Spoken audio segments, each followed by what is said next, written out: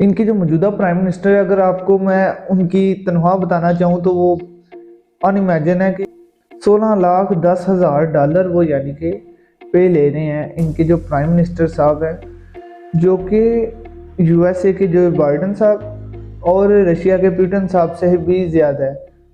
बिस्मिल्लाहिर्रहमानिर्रहीम। अस्सलाम वालेकुम दोस्तों, आज की हमारी वीडियो का टॉपिक है कि किस तरह सिंगापुर ने अपने आप को स्टैंड किया, अपने आप को ग्रो किया।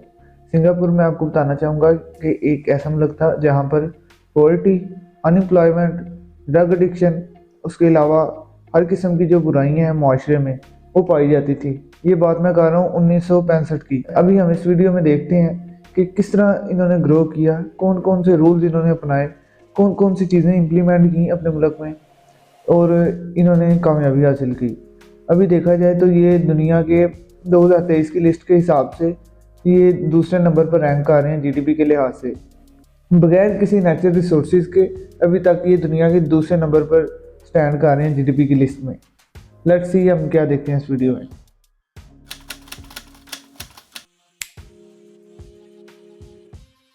710 किलोमीटर पर स्क्वायर का रकबा रखते हुए 57 लाख की आबादी पर मुश्तमिल था, जो कि डेंसिटी पॉपुलेशन के हिसाब से थर्ड नंबर पर ये मुल्क काउंट होता है। डेंसिटी पॉपुलेशन का ये होता है कि एक जगह उस पर जितने बंदे रिक्वायर हैं उससे ज़्यादा बंदे आ जाएं।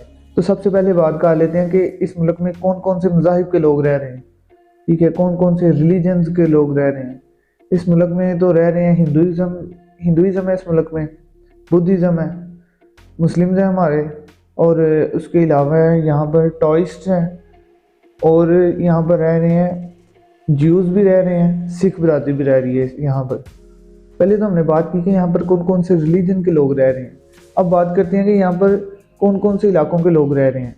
यहाँ पर रह रहे हैं 74% चाइनीज़, उसके बाद 13.5% रह रहे हैं मलेज, एंड जो बाकी के हैं वो इंडियंस हैं। ठीक है, अब इंडियन में पंजाबी भी आते हैं, सिख भी आते हैं, और यहाँ पर मैं वो लोग नहीं मिस कर सकता जो कि शुरू से सिंगापुर में रह रहे हैं, वो हैं ओरंग लाउट। कबायली लोग हैं, इनको ओरंग लाउट के नाम से जाना जाता है। अगर इनकी हम अर्ली हिस्ट्री के बारे में बात करें तो यहाँ पर इंडोनेशियन, उसके बाद डच, ब्रिटिश और पोर्चुगीज़ भी हुकूमत कर चुके हैं। 1942 में जैपनीज़ मुसल्लत हुए मलेशिया और सिंगापुर वाले लोगों पर। ठीक है, जिसके रिज़ल्ट में ये चीज़ सामने आई कि सिंगापुर में अनएम्प्लॉयमेंट मज़ीद बढ़ गई, पॉवर्टी भी मज़ीद बढ़ गई, ड्रग एडिक्शन भी मज़ीद बढ़ गई। उसके अलावा जैपनीज़ लोग थे ना, जो वो इन लोगों के, इस रीजन के लोगों को ना बहुत ज़्यादा इस्तेमाल करते थे। इस्तेमाल इस तरह करते थे कि यहाँ के लोगों को बाई फोर्स काम का कहा जाता था, अपनी मर्ज़ी का काम करवाया जाता था। उसके अलावा जो जैपनीज़ के इलाके थे ना उस वक़्त, उनमें जो ज़रूरियात थी, ठीक है, शहनशाहों को ज़रूरियात थी, आर्म फोर्सेस की ज़रूरियात थी, तो वो सिंगापुर के लोगों को यानी कि वहाँ पर भेजा जाता था। बहुत ज़्यादा क्रूल्टी की जाती थी, बहुत ज़्यादा जुल्म किया जाता था यहाँ के लोगों से। ये टाइम मैं आपको बता रहा हूँ वर्ल्ड वार 2 का। वर्ल्ड वार 2 के बाद जैपनीज़ वहाँ से चले गए और ब्रिटिश ने इन पर आकर हुकूमत की।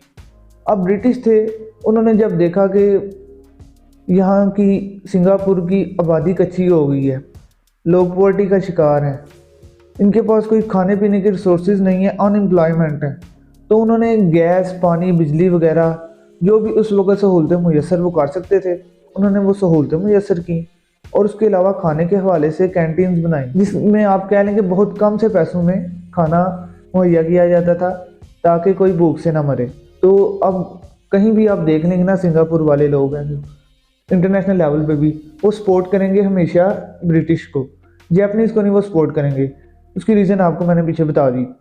अब 1945 में इंग्लैंड में इलेक्शन होते हैं, इसमें से दो पार्टियां, एक कंजर्वेटिव पार्टी और एक लेबर पार्टी, जिसमें से कंजर्वेटिव पार्टी हार जाती है और लेबर पार्टी जीत जाती है वो इलेक्शन। अब जो लेबर पार्टी इक़्तिदार में आती है ना, वो इम्पीरियलिज्म के अगेंस्ट होती है। ठीक है, इस चीज़ को पसंद नहीं करती, तो वो यानी कि अनाउंस करती है कि ये जो है ना सिंगापुर वाले लोग, ये खुद से यानी कि अपने इंतज़ामात कर सकते हैं, खुद से इलेक्शन करवा सकते हैं और अपना निज़ाम ला सकते हैं जैसे इनको पॉसिबल लगता है, जैसे ये मुनासिब समझें।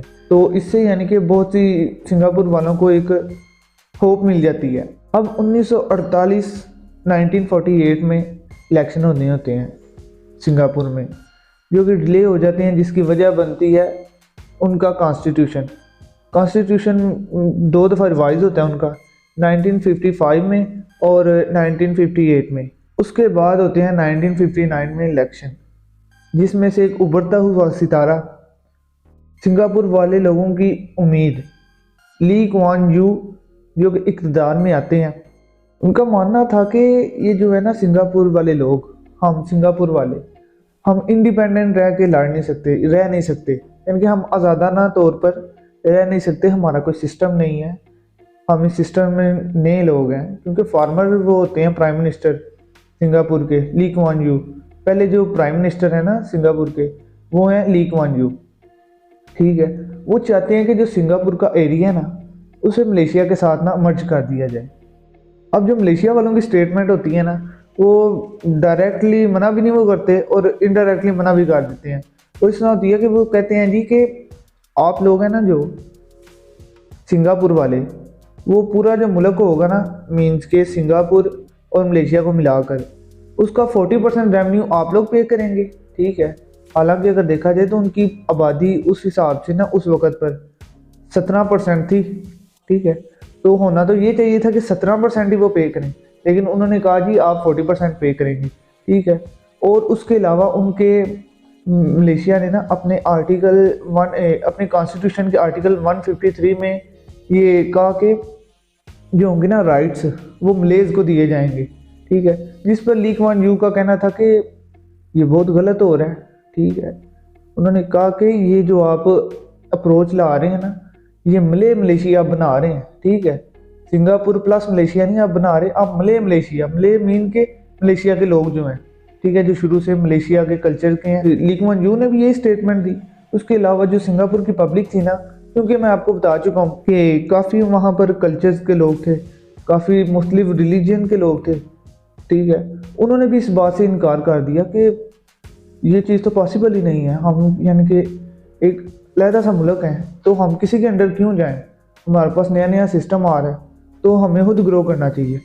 इस सब के नतीजे में 1964 1964 में कुछ रेस के हवाले से लड़ाइयाँ भी हुई, जिसमें ब्रिटिश ने डिसाइड कर लिया कि हम यहाँ से चले जाएंगे।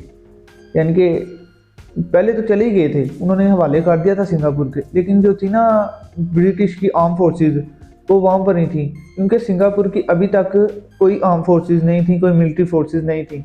तो ब्रिटिश की आर्म फोर्सेस, मिलिट्री फोर्सेस, सारी डिफेंस फोर्सेस वहाँ पर अपनी ड्यूटी दे रही थी। तो ब्रिटिश ने डिसाइड कर लिया 1967 में कि हम यहाँ से चले जाएंगे, ठीक है। यूँ ही पता चला ना ली कुआन यू को, तो उन्होंने कहा जी कि हमारे हालात देख लें, आप काइंडली कुछ देर रुक जाएं, हम अभी सिस्टम में नए हैं, हमें थोड़ा ट्रेन हो लेने दें, आप चले जाइएगा, लेकिन अभी हमारा साथ दें, अभी ना हमें छोड़ें, ठीक है। जिस पर ब्रिटिश ने उनकी इस बात से एग्री किया कि ठीक है हम रह लेते हैं थोड़ी देर, लेकिन उसकी मुद्दत सिर्फ 4 साल होगी, तो 4 साल बढ़ा लें। 1971 में उन्होंने कहा जी हम चले जाएंगे। अब ली कुआन यू साहब के पास थे 4 साल में उनकी प्रोग्रेस देखिएगा, ठीक है, किस तरह उनकी पब्लिक ने साथ दिया और किस तरह वो लेकर चले मुल्क को, सारी चीज़ें इम्प्लीमेंट हुई, पब्लिक ने भी साथ दिया, वो भी देखें कितनी लॉयल्टी के साथ चले। 1967 में, उसी साल में ली कुआन यू ने यानी कि एक प्रोग्राम लॉन्च किया, एक प्रोग्राम बनाया कि हम अपने जो नेबर की कंट्रीज है ना, इनके Asian, ASEAN, association of south east Asian nation, उनमें था एक थाईलैंड, एक सिंगापुर, एक मलेशिया, एक इंडोनेशिया, एक फिलिपाइन। उन्होंने ये मुल्कों को साथ बिठाकर कहा, एक टुगेदर मीटिंग रखी। उन्होंने कहा जी कि हम इकोनॉमिकल हवाले से, एजुकेशनल हवाले से, सोशल कल्चर के हवाले से, इवन के हर फील्ड में हम लोग शाना बशाना साथ खड़े होंगे। इसी ज़रिए से हम लोग यूनिटी के साथ रहेंगे तो हम सारे मामलात को ठीक से हैंडल कर सकेंगे, ठीक है।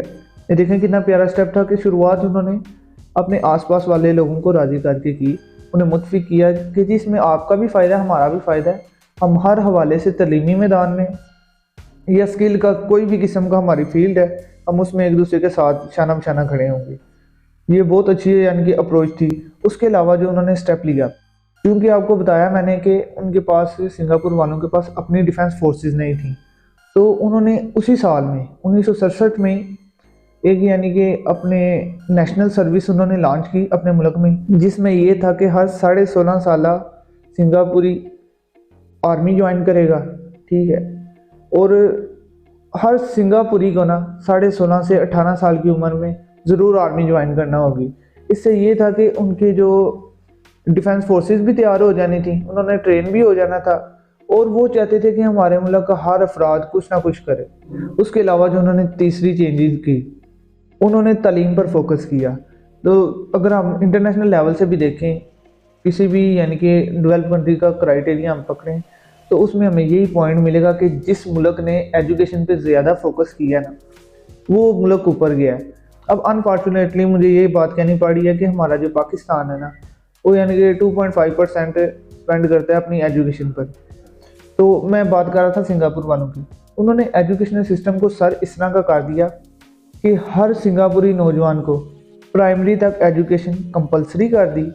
उसके अलावा हर जो स्टूडेंट है, हर स्टूडेंट स्किल सीखेगा, सही है। ये सर मैं बात कर रहा हूँ 1970 के दौर की, ठीक है।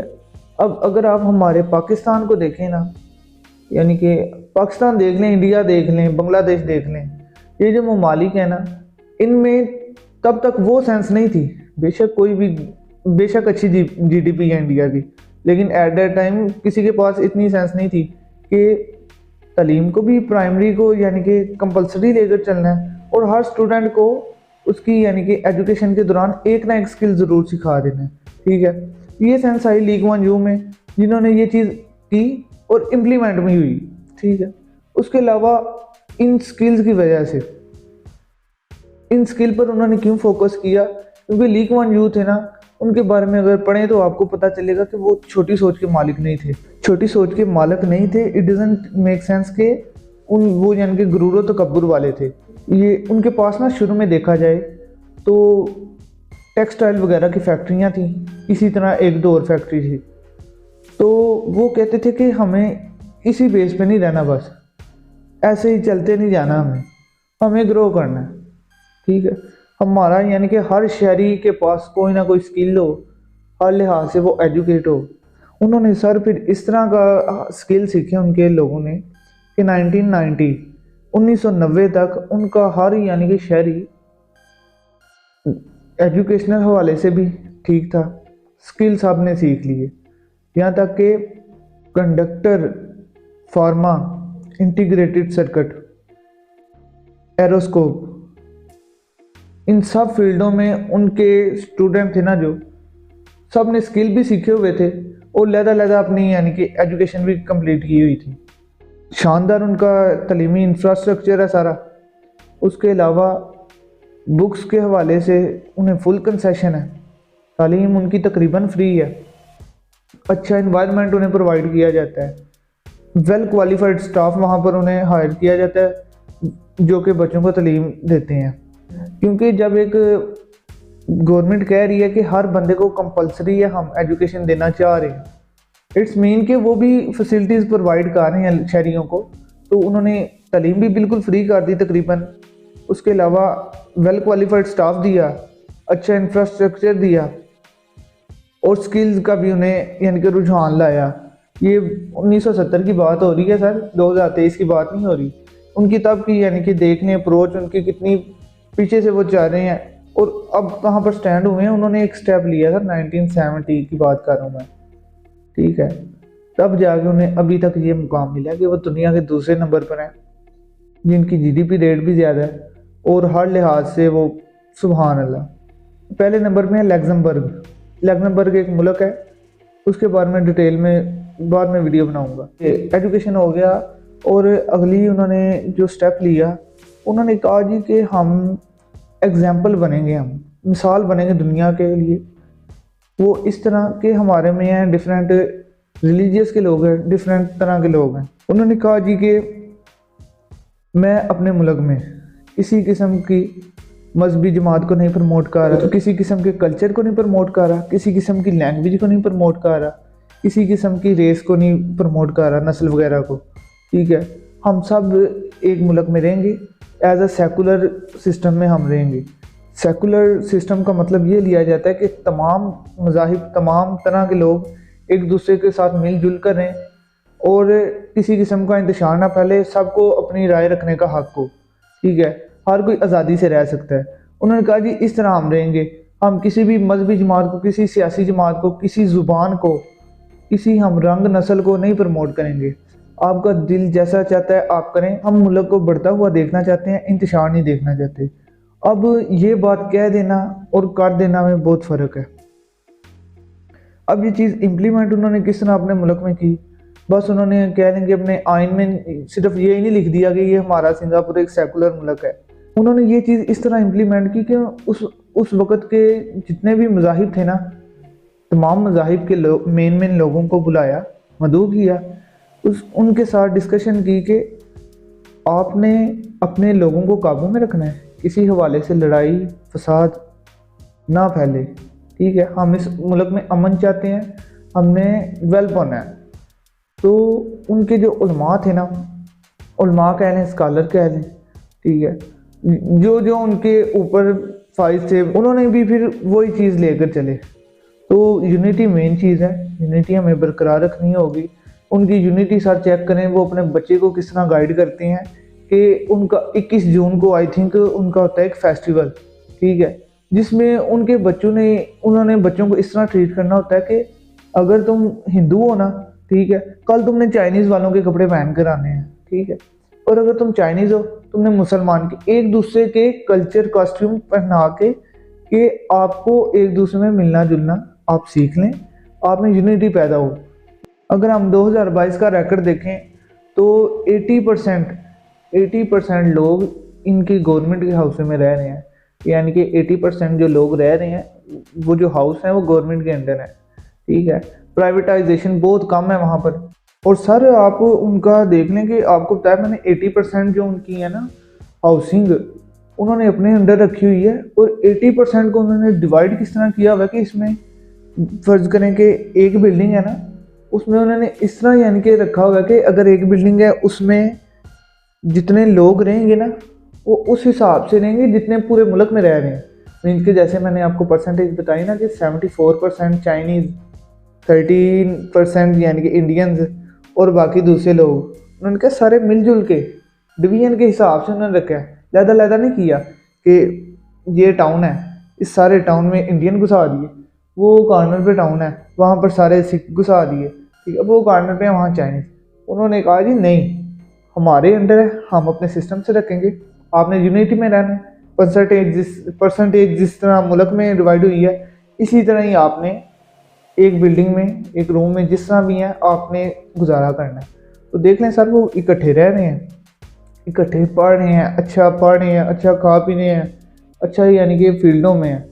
इन्होंने सफाई पर बहुत ज़्यादा ध्यान दिया। सफाई पर ध्यान इस तरह दिया, उनके हर घर के बाहर एक डस्टबिन सी रख ली, ठीक है, जिसमें कूड़ा डाला जाएगा, और कंपेन चलाई। कंपेन इस तरह नहीं कि बस ये वीडियो बन रही है जी, ये पोस्ट कर दिया और बस, इस तरह नहीं, बाकायदा सालाना यानी कि उस पर होता था सर्वे, कहाँ कहाँ इलाकों पर काम हो रहा है, ठीक से इम्प्लीमेंट करते थे। जो भी रूल आप इनका पढ़ लेंगे आप देखेंगे कि ठीक से इम्प्लीमेंट हुआ है। इनकी पब्लिक ने भी इनका साथ दिया, हुक्मरानों ने जो कहा है, और हुक्मरानों को भी जो अपील गई है ना कि ऐसा बिगाड़ है, हुक्मरानों ने भी ध्यान दिया। सफाई के हवाले से सर इन्होंने इस तरह के इंतजाम किए कि जो पब्लिक में फेंकेगा थूक उसे $1000 सिंगापुरी जुर्माना, और उसके अलावा जो है जो कूड़ा फेंकेगा पब्लिक में उसे $2000 सिंगापुरी जुर्माना, और देन जो पब्लिक में स्मोकिंग करेगा उसे $5000 सिंगापुरी जुर्माना। और ये रूल उन्होंने अप्लाई किए और ये इम्प्लीमेंट भी किए, लोगों को सजाएं भी दी, जिसकी वजह से उनके मुल्क में काफ़ी, क्योंकि इंफ्रास्ट्रक्चर तो आपको मैंने बताया था उनका काफ़ी शानदार था, तो ये सफाई से भी काफ़ी चीज़ें रिकवर हुई। प्रॉपर तरीके से बच्चों को गाइड किया जाता था, स्कूल में भी ये ट्रेनिंग दी जाती थी, और उनके बड़े भी ये चीज़ें बदलता हुआ माहौल देख रहे थे, तब्दीली देख रहे थे, तो ये चीज़ें फिर इम्प्लीमेंट हुई। देखिए ना, एक दो चीज़ ठीक हो रही हो तो फिर कुछ ठीक करने को दिल करता है। इन्होंने अपने जो थे ना पानी वाले एरियाज, रिवर्स, सीज वगैरह, पानी वाले एरिया, वहाँ से सारी गंदगी हटाई, उसका एक प्रॉपर सिस्टम बनाया ड्रेन्स का भी। इन्होंने एक चीज़ बैन की थी, च्युइंग गम। ये जो बबल गम हम खाते हैं ना, ये 1992 में आई थिंक इन्होंने बैन कर दी थी सिंगापुर में, जो कि बहुत अच्छा एक कदम है। यानी कि एक चीज़ ए हो ना, उसे ए+ करते वक्त टाइम नहीं लगता। जो चीज़ हो ही EF में, उसे फिर आहिस्ता आहिस्ता टाइम लगता है। अब देख लें, यानी कि 1965 से ये लोग शुरू हुए हैं, तो आज 2023 है। और 2023 से पहले यानी कि आज के पिछले 10 साल की GDP की आप लिस्टें निकाल के देख लेना, टॉप 10 में आपको यही नज़र आएगा मुल्क सिंगापुर। ठीक है, हर किसी ना किसी नंबर पर टॉप 10 पे आपको ये मुल्क नज़र आएगा, जिसकी वजह मैं आपको बताई जा रहा हूँ कि जो हुक्मरान रूल इम्प्लीमेंट करते थे ना, जो हुक्मरान रूल अप्लाई करते थे, वो पब्लिक भी उसे यानी कि तस्लीम करती थी, उससे एग्री करती थी और उनके नक्शे कदम पर चलती थी। और हुक्मरानों के रूल भी आप देखें सर, माशाल्लाह के क्या ही रूल थे जिन्होंने मुल्क को चेंज करके रख दी। मेडिकल के हवाले से बात की जाए तो मेडिकल का सिस्टम इनका भी बहुत स्ट्रांग है। यानी कि आप कह लें कि मेडिकल का इनके मुल्क में ना इतना ज़्यादा खर्चा नहीं है। मेडिकल के हवाले से इनके पास बहुत अच्छे सिस्टम्स हैं, इनके जैसे मेडिसेव, मेडिशील्ड वगैरह जैसे प्रोग्राम। और उसके अलावा काफ़ी अच्छे इनके पास हॉस्पिटल्स हैं जिनमें हज़ारों की तादाद में बेड्स हैं, और क्लीन माहौल में क्वालिफाइड स्टाफ है। अच्छे इंफ्रास्ट्रक्चर के साथ ये मेडिकल की वो हेल्थ की सहूलत मुहैया करते हैं। वहाँ का आम शहरी उनके अच्छे हॉस्पिटल में इजीली इलाज करवा सकते हैं। गवर्नमेंट ही सारा निज़ाम चला रही है और काफ़ी सारी चीज़ें गवर्नमेंट के अंडर आती हैं। जिसके अलावा आपको मैं एक और बात बता दूं कि इनकी जो गवर्नमेंट है, आपने इस वीडियो के ज़रिए ये चीज़ें ऑब्ज़र्व की होंगी कि इनके पास इतना पैसा कहाँ से आता है सिंगापुर वालों के पास, जिसकी आपके जहन में होगा कि इतनी सहूलतें देते हैं एजुकेशन के हवाले से, हेल्थ के हवाले से, उसके अलावा हॉस्पिटल्स के हवाले से, हर हवाले से, यानी कि ये इतनी यानी कि सपोर्ट करते हैं अपने मुल्क को गवर्नमेंट इनकी। तो इनके पास यही रीज़न हो सकती है कि टैक्स ज़्यादा लगा देते हैं। ऐसा बिल्कुल नहीं है। इनका जो टैक्स रेट है वो 2 से लेकर 24% के राउंड अबाउट ये इतना टैक्स लगाते हैं, इससे ज़्यादा नहीं जाते। इसकी यानी कि सोर्स ऑफ इनकम इनकी क्या है, इनकी गवर्नमेंट की सोर्स ऑफ इनकम है ना, इनके जो पब्लिक है वो भी इन्हें सपोर्ट करती है। और इनकी गवर्नमेंट के इंटरनेशनल मार्केट्स में काफ़ी शेयर्स हैं, यानी कि जिससे आप ट्रांसपोर्ट कह लें, मीडिया कह लें। उसके अलावा टेमिसेक इनकी कंपनी है जिसका काफ़ी अच्छा रेवेन्यू है। इन सारी फील्डों में इनके इंटरनेशनल लेवल पर काफ़ी शेयर्स हैं, जिससे ये इजीली अगर इनका आप देखा जाए ना कि अगर ये 70 रुपये अपने मुल्क पर लगाते हैं ना, तो ऐसा नहीं होता कि इनके पास जो कमाई आती है वो 60 रुपये आ गई। हमेशा इनका जो रेशियो है ना कमाने की, जो कि इनके बिजनेसेस हैं गवर्नमेंट के अंदर, वो इनकी जो रेशियो है, गवर्नमेंट अगर 60 लगाती है तो 80 के करीब वापस लाती है रेवेन्यू। इतना अच्छा इनका सिस्टम है। और अगर बिज़नेस के हवाले से देखा जाए तो बहुत इजी है कि इनके लिए बिज़नेस करना। ये दुनिया का दूसरा मुल्क है जहाँ पर इजीली बिज़नेस किया जाता है, ज़्यादा डिफ़िकल्टीज़ नहीं है बिज़नेस करने में। पहला मुल्क न्यूजीलैंड है, ये दूसरा मुल्क है। ठीक है, अब आप सोच रहे होंगे कि जिस मुल्क में बिज़नेस इजी करना है वहाँ पर इजी तो ऐसे ही होगा ना बिज़नेस, के करप्शन ना होने की वजह इस मुल्क में ये है कि इनके जो गवर्नमेंट के एम्प्लॉयज़ हैं और उसके अलावा इनके जो हैं मिनिस्ट्रीज़ के उहदों पर फाइज हैं जो लोग, मीन्स के ministry of finance, ministry of defence, यानी कि उसके अलावा प्राइम मिनिस्टर हो गया, उनकी तनख्वाहें बहुत ही ज़्यादा हैं। इनके जो मौजूदा प्राइम मिनिस्टर है, अगर आपको मैं उनकी तनख्वाह बताना चाहूँ तो वो अनइमेजिन है कि $16,10,000 वो यानी कि पे ले रहे हैं। इनके जो प्राइम मिनिस्टर साहब हैं, जो कि USA के जो बाइडन साहब और रशिया के पुतिन साहब से भी ज़्यादा है। दुनिया का सबसे ज़्यादा तनख्वाह लेने वाला प्राइम मिनिस्टर ली हिसन लोंग है। ठीक है, जो कि इनकी जो फॉर्मर प्राइम मिनिस्टर थे ना, उनके बेटे हैं। तो रशिया वगैरह सबको, यानी कि जितने भी ममालिक हैं इन्होंने पीछे छोड़ दिया। इनकी गवर्नमेंट ने तनख्वाह भी ज़्यादा ले रही है, कमा भी ज़्यादा रही है। ठीक है, यानी कि प्राइवेटाइजेशन इनके मुल्क में कम है, जिसकी वजह से सारा कुछ गवर्नमेंट के पास ही आता है। और गवर्नमेंट अगर ईमानदारी से खर्च करे किसी भी मुल्क की तो अवाम को ही फ़ायदा है। और अगर कोई इनमें से करप्शन करता भी है तो उसके लिए इनका एक इदारा है CPM, जो कि प्राइम मिनिस्टर के अंडर नहीं है। उसके पास इतने ज़्यादा इख्तियारात हैं कि वो प्राइम मिनिस्टर के ऑफिस में भी चले जाएं ना, और ऑफिस में जाके उसकी फ़ाइलें भी चेक कर लें, प्राइम मिनिस्टर नहीं उनसे पूछ सकता कि वाई यू आर चेकिंग। तो उनके पास ऐसे इख्तियारात हैं कि वो करप्शन नहीं होने देते। अगर करप्शन हो भी जाए तो $1,00,000 या $10,000 जुर्माना है, उसके अलावा 5 साल की कैद है। सजाएं भी टफ दी हुई हैं, और यानी कि इजी भी उन्हें ज़्यादा किया हुआ है और डिफ़िकल्ट भी ज़्यादा किया हुआ है अगर वो बुरा काम करें। फिर जो मैंने तो जो नतीजा निकाला है उसमें से यही है कि उन्होंने सबसे पहले साथ दिखाई है यूनिटी, ठीक है। वो यानी कि उनकी अपनी कोई पहचान नहीं थी, कोई चाइनीज़ था, कोई मलेज था, कोई सिख, कोई इंडियन, ये वो वगैरह, वो सारे मिल गए हैं, ठीक है। बुरा वक्त था, सारे मिल गए। उन्होंने अपनी एजुकेशन पर फोकस किया। उसके बाद उन्होंने जो यानी कि 16.5 साल का बच्चा, यार कितना होता है, ठीक है, मेरे से भी छोटा होता है, वो यानी कि उन्होंने कंपलसरी कर दिया कि तुमने मेरे भाई अपनी लाइफ में जब भी 16.5 साल का होना है ना, तुमने मिलिट्री फोर्सेस में आना है, ठीक है। कोई टफ चैलेंजेस होते हैं, टफ चीज़ें अप्लाई करनी पड़ती हैं मुल्क पर, लेकिन उससे पहले हमें एजुकेशन को प्रमोट करना पड़ेगा, पहले एजुकेशन सिस्टम को स्ट्रांग बनाना पड़ेगा, उस पर यानी कि हमें पैसा ज़्यादा लगाना पड़ेगा। आप यानी कि चले जाए ना सिंगापुर में, सिंगापुर वालों को तो नहीं ना पता कि सफाई निस्फ़ ईमान है, हमें तो पता है ना, हमसे ज़्यादा है वहाँ पर सफाई। जब हम पढ़ते हैं ना दूसरे लोगों के सिस्टम, इस्लाम का उन्हें पता ही नहीं होता, लेकिन चीज़ें इस्लाम वाली वो इम्प्लीमेंट कर रहे होते हैं। अब ये देखें, यूनिटी, क्लीनलीनेस, ठीक है, अच्छी तालीम फराहम करना, उसके हवाले से, राइट्स के हवाले से सारी चीज़ें इस्लाम वाली वो अप्लाई कर रहे हैं। तो वो देख लें आज किधर है।